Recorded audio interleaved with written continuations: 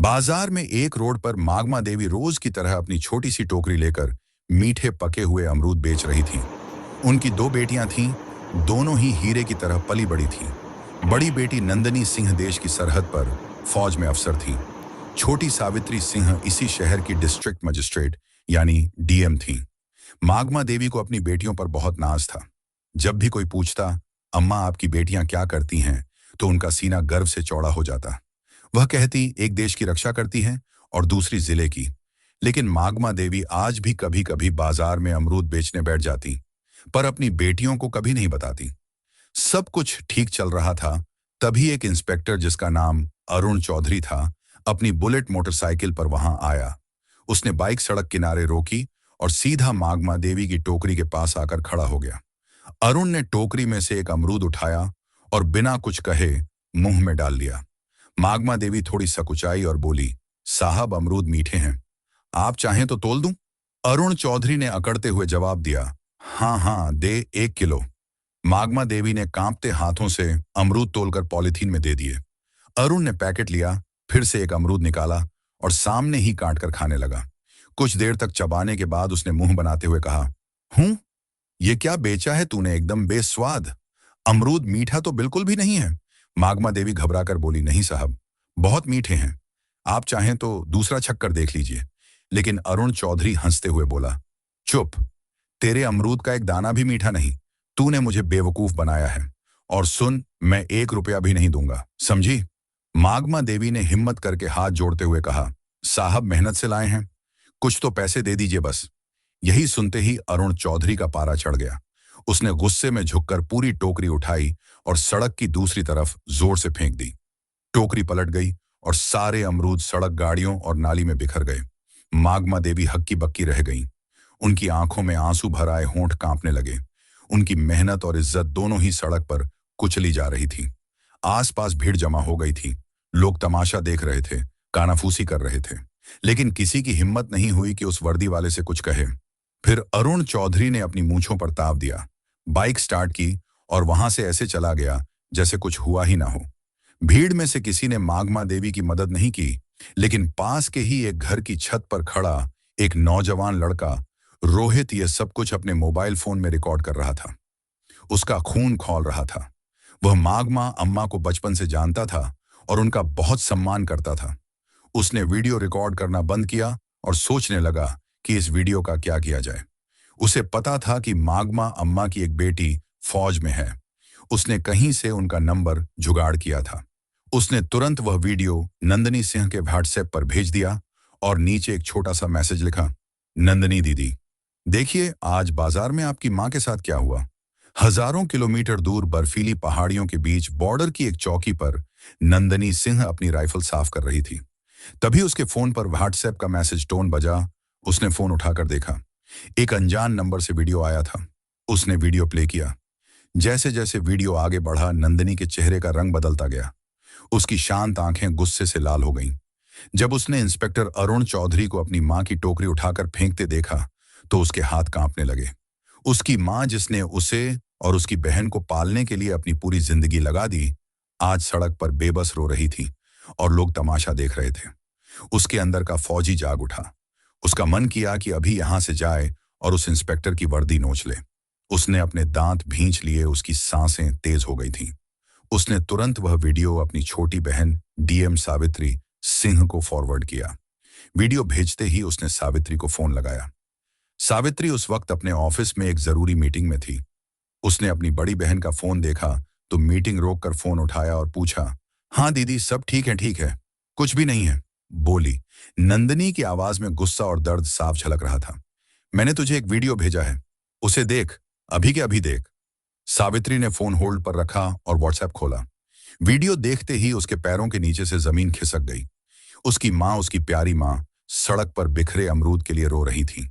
एक मामूली इंस्पेक्टर ने उसकी मां की इज्जत को सड़क पर रौंद दिया था।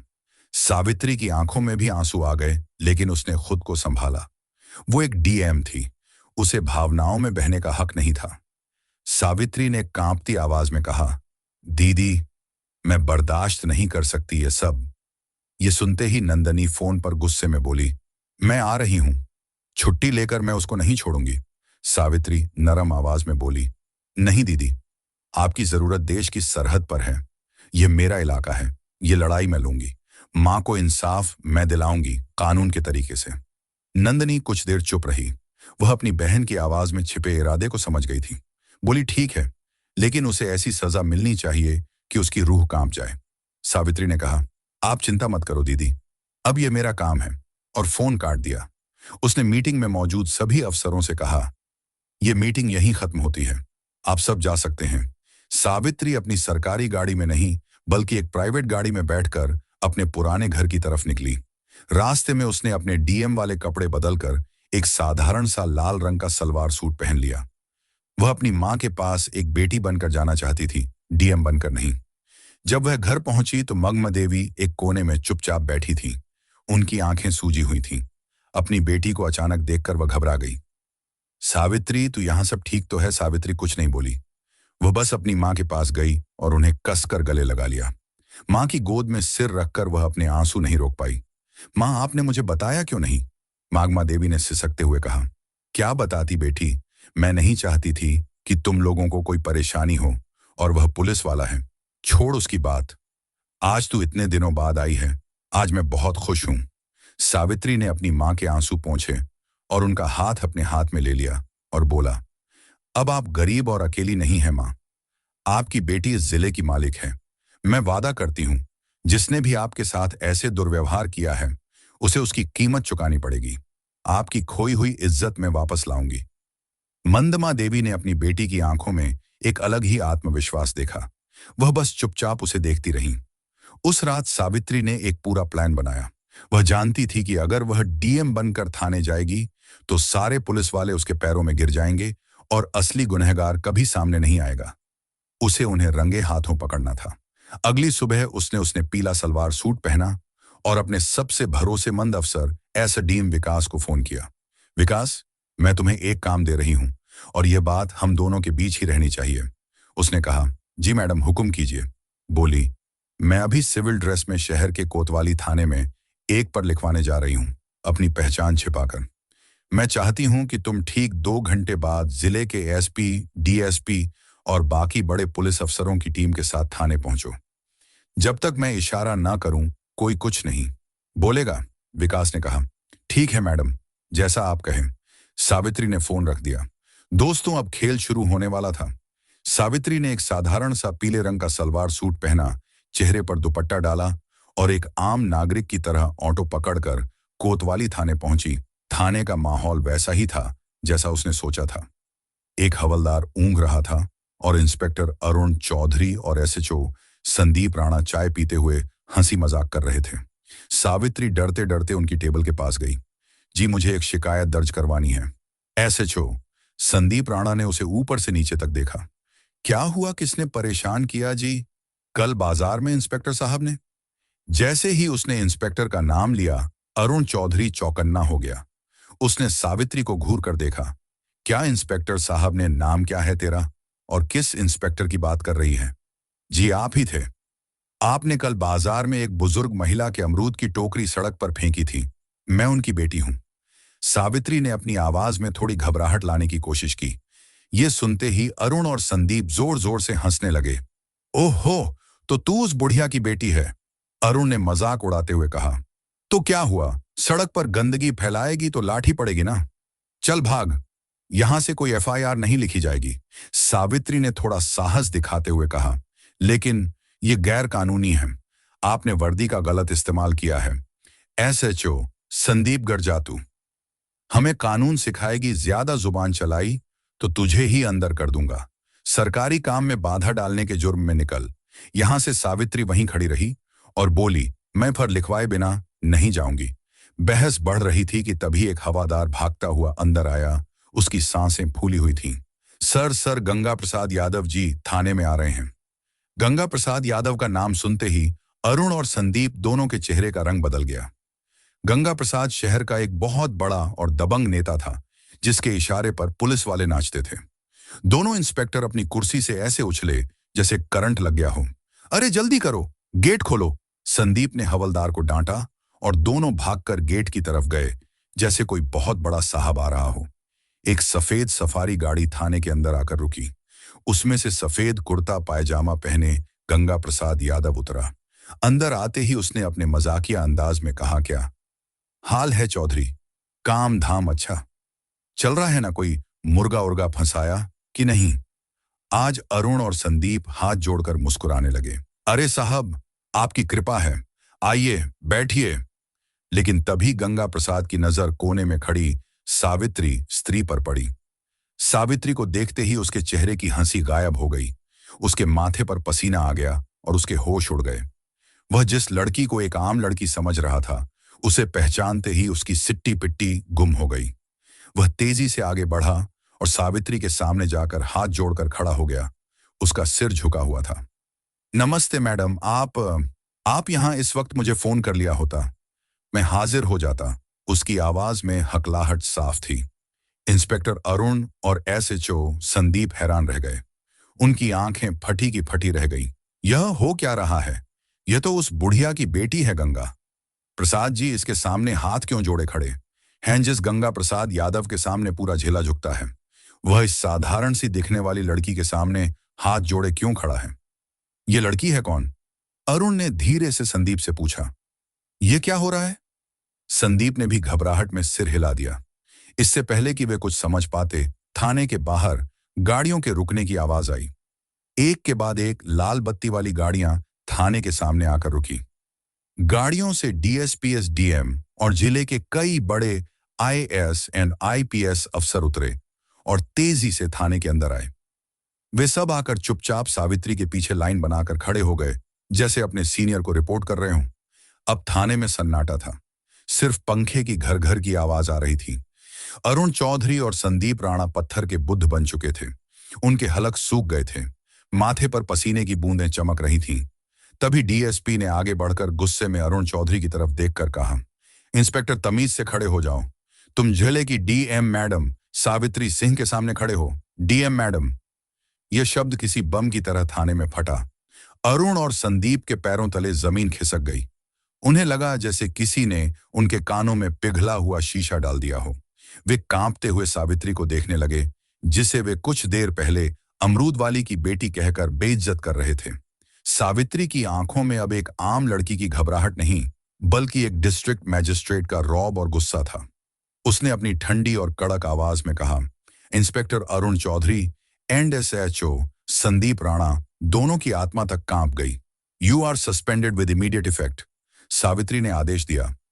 एसडीएम साहब, इन दोनों के खिलाफ वर्दी की ढांस दिखाने, एक आम नागरिक को अपमानित करने और अपनी ड्यूटी ना करने के जुर्म में फर्ज दर्ज कीजिए। साथ ही इनके खिलाफ एक विभागीय जांच भी बिठाई जाए। एसपी साहब ने तुरंत अपने मातहतों को इशारा किया और दोनों इंस्पेक्टरों की बेल्ट और टोपी उतरवा दी गई। कल तक जो शेर बने घूम रहे थे, आज बीगी बिल्ली की तरह सिर झुकाए खड़े थे। तभी नेता गंगा प्रसाद यादव ने हिम्मत करके कहा, मैडम नादान है, गलती हो जाती है, माफ कर दीजिए, मैं समझा दूंगा इनको। सावित्री ने घूमकर गंगा प्रसाद को ऐसी नजरों से देखा कि वो कांप गया। नेताजी, यह नादान नहीं, सरकारी वर्दी में छुपे गुंडे हैं, और जहां तक समझाने की बात है तो अब इन्हें कानून समझाएगा। और बेहतर होगा कि आप इस मामले से दूर रहें, वरना जांच की आंच आप तक भी पहुंच सकती है। गंगा प्रसाद यादव का चेहरा सफेद पड़ गया। वह समझ गया कि इस नई डीएम से टकराना आसान नहीं है। वह चुपचाप सिर झुकाकर वहां से खिसक गया, लेकिन उसकी आंखों में एक अजीब सी नफरत और गुस्सा था जो सावित्री ने पढ़ लिया था। अगली सुबह सब समझ रहे थे कि डीएम बेटी ने मां को इंसाफ दिलाया। सब कुछ ठीक लग रहा था, लेकिन सावित्री एक दिन रात को जब खाना खा रही थी, तभी उसके पर्सनल फोन पर एक अननोन नंबर से कॉल आया। उसने फोन उठाया। हेलो। दूसरी तरफ से कोई कुछ नहीं बोला, बस एक भारी सांस लेने की आवाज आई। फिर एक बदली हुई मशीनी आवाज में कोई बोला, डीएम साहिबा शहर में नहीं हो, ज्यादा उड़ने की कोशिश मत करो। इंस्पेक्टर तो बस मोहरे थे, खेल तो अब शुरू होगा। सावित्री ने कड़क आवाज में पूछा, कौन बोल रहा है? वही जिसकी दुम पर तुमने पैर रख दिया है, कहकर उस आदमी ने फोन काट दिया। सावित्री के माथे पर चिंता की लकीरें उभर आईं। वह समझ गई थी कि गंगा प्रसाद यादव इतनी आसानी से हार मानने वालों में से नहीं है। यह लड़ाई अभी खत्म नहीं हुई थी, बल्कि अब और भी ज्यादा खतरनाक होने वाली थी। उसे अब सिर्फ अपनी मां की इज्जत ही नहीं, बल्कि उनकी जान की भी फिक्र होने लगी थी। उसने तुरंत ही एसपी को फोन किया और अपनी मां के घर के आसपास सादी वर्दी में 2 पुलिस वालों को तैनात करने को कहा। वह अपनी मां को डराना नहीं चाहती थी, लेकिन कोई भी खतरा मोल लेना भी नहीं चाहती थी। अगले कुछ दिन शांति से गुजरे। सावित्री को लगा शायद उसकी चेतावनी काम कर गई और गंगा प्रसाद यादव पीछे हट गया है, लेकिन वह तूफान से पहले की शांति थी। एक सुबह जब मागमा देवी बाजार में अपने अमरूद की टोकरी लगाकर बैठी ही थी कि अचानक पुलिस की 3 गाड़ियां वहां आकर रुकीं। उनमें से एक नया इंस्पेक्टर उतरा, जिसे सावित्री नहीं जानती थी। उसने मागमा देवी की टोकरी की तरफ इशारा करते हुए कहा, हमें सूचना मिली है कि इन अमरूदों की आड़ में नशीले पदार्थों की तस्करी हो रही है। तलाशी लो। इससे पहले कि कोई कुछ समझ पाता, एक सिपाही ने अमरूदों के नीचे से भूरे रंग के नशीले पदार्थ निकाले और चिल्लाया, असर मिल गया। नशीला पदार्थ बाजार में हड़कंप मच गया। लोग कानाफूसी करने लगे। देखो, डीएम की मां नशीले पदार्थ बेचती है। मागमा देवी सन रह गई। वह रोते हुए बोली, नहीं साहब, यह मेरा नहीं है। किसी ने मुझे फंसाया है। लेकिन किसी ने उनकी एक न सुनी। पुलिस उन्हें जबरदस्ती जीप में बिठा कर ले गई। यह खबर आग की तरह पूरे शहर में फैल गई। न्यूज चैनलों पर ब्रेकिंग न्यूज चलने लगी। डीएम सावित्री सिंह की मां नशीले पदार्थ के आरोप में गिरफ्तार। यह गंगा प्रसाद यादव का मास्टर स्ट्रोक था। उसने सावित्री पर सीधा हमला नहीं किया, बल्कि उसकी सबसे बड़ी ताकत और सबसे बड़ी कमजोरी, उसकी मां पर वार किया था। अब सावित्री एक अजीब दुविधा में फंस गई थी। अगर वह अपनी शक्ति का इस्तेमाल करके मां को छुड़ाती तो उस पर पद का दुरुपयोग करने का आरोप लगता, और अगर वह चुप रहती तो उसकी बेगुनाह मां जेल में सड़ती। सावित्री के ऑफिस में फोन की घंटियां बजने लगीं। मीडिया मंत्री, सीनियर अधिकारी, हर कोई जवाब मांग रहा था। तभी उसकी बहन आर्मी ऑफिसर अवनिका का फोन आया। उसकी आवाज में गुस्सा और बेचैनी थी। बहन, ये क्या हो रहा है? मैं आ रही हूं। मैं उस गंगा प्रसाद को नहीं छोड़ूंगी। सावित्री ने गहरी सांस ली और अपनी आवाज को स्थिर करते हुए कहा, नहीं दीदी, तुम्हें आने की जरूरत नहीं है।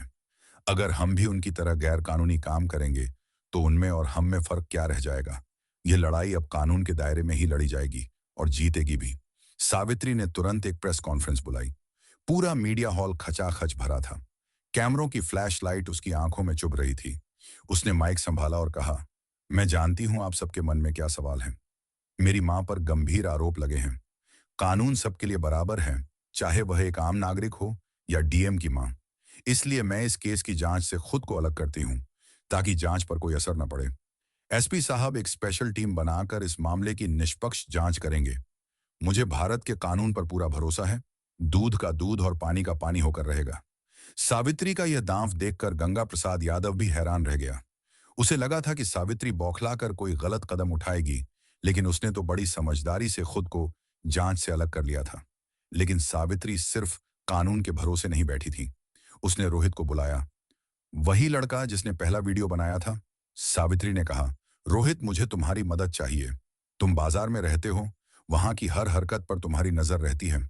पता लगाओ उस दिन मां की टोकरी के पास कौन कौन आया था। कोई भी अजीब हरकत, कोई भी नया चेहरा, मुझे हर छोटी बड़ी जानकारी चाहिए। रोहित अपनी डीएम दीदी की मदद करने के लिए तुरंत तैयार हो गया। उसने बाजार के दूसरे दुकानदारों और अपने दोस्तों से पूछताछ शुरू कर दी। 2 दिन की कड़ी मेहनत के बाद उसे एक सुराग मिला।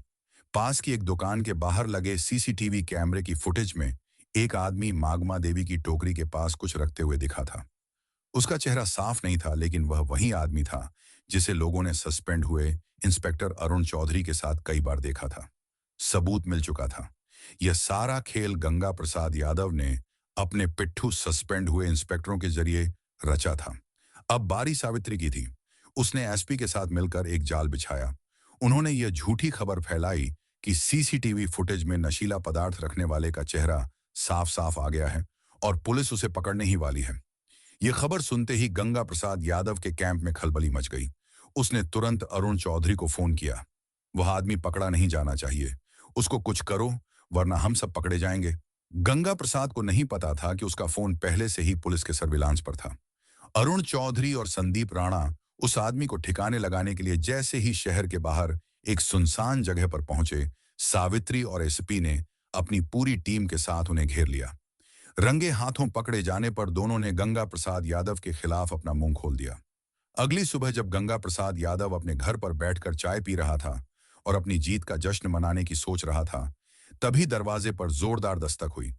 उसने दरवाजा खोला तो सामने डीएम सावित्री सिंह एसपी और भारी पुलिस फोर्स को देखकर उसके होश उड़ गए। वह हकलाते हुए बोला, ये क्या हो रहा है मैडम? सावित्री ने अपनी आंखों में इस्पात जैसी कठोरता ली कहा, खेल खत्म हो गया नेताजी। आपके मोहरे पकड़े जा चुके हैं और उन्होंने आपके सारे राज उगल दिए हैं।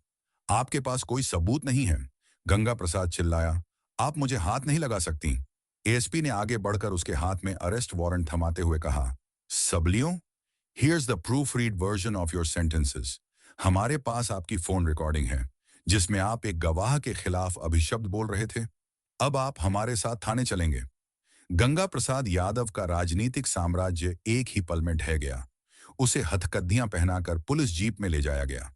उसी शाम मागमा देवी को बाइज्जत बरी कर दिया गया।